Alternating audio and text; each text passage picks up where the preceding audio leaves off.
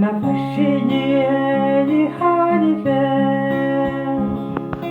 ntekereza ku buzima bwanjye nsanga nsa n'uwatutse Imana ibyo ngerageje ntibiramba Mana ntabara untegeze ahanga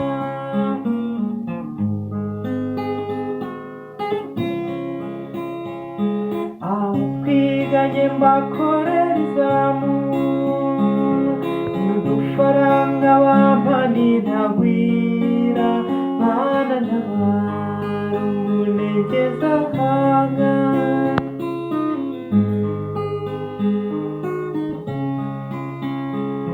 ndazinduka ngahinga nk'abandi ibiza biza bigwa mu kwanjye Mana ntabara untegeze ahanga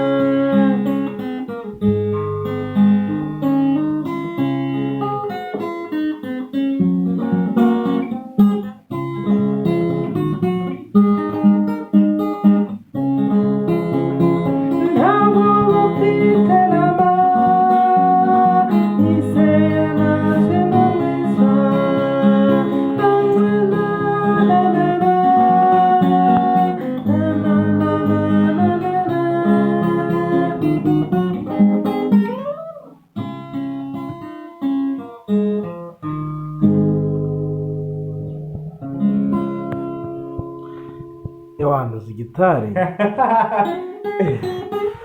uzi gitari kabisa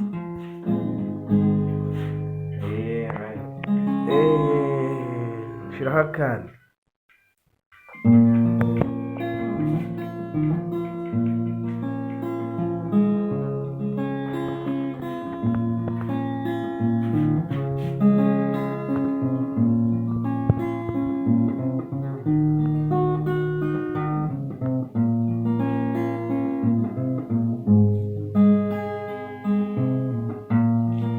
izuba rirarenze ryimye y'abashumba inka z'iwacu ziratashye abiriwe iyo ari nyakura abimuhira ari yanagura icyuya mu gahanga umunsi urashize icyuya mu gahanga none umunsi uragiye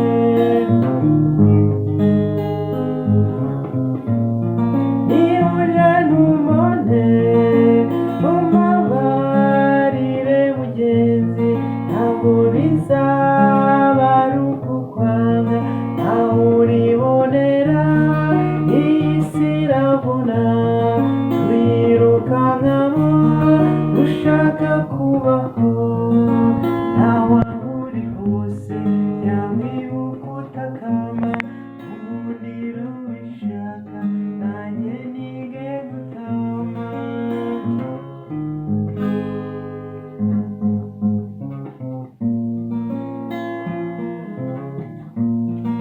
ibitotsi ni byose uno munsi sinkikubonye na na na na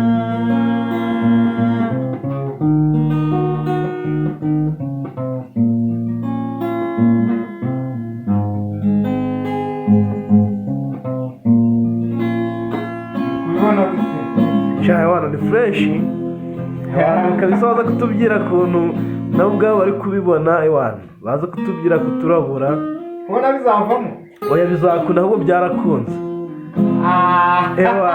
Yohana ubu byakunze nibyo ngibyo reka ndaje mbahe show mu minsi iri imbere kabisa yaha abantu muze kutwandikira muri comment mutubyese uyu muntu murabona umugihe azi kuwufata cyangwa se ni bya bindi mutubyire kabisa uyu muntu njye nabona afite imana idasanzwe Yohana baze kuturabura kabisa ariko uri umuhanzi? Ndi umuhanzi cyane. Aha. Ndi umuhanzi ariko utarabizamo neza, ariko nizeye ko bizacamo. Bizakunda. Bizakunda. Oya zagerageza papa, bizemera kandi buri byemeye ibyo ngibyo. Ndabona ufite gufata umujya neza fresh. Reba no guturabura muri comment rero, nyaboneka bana kandi subscribe kugira ngo bazabone n'ibindi byinshi.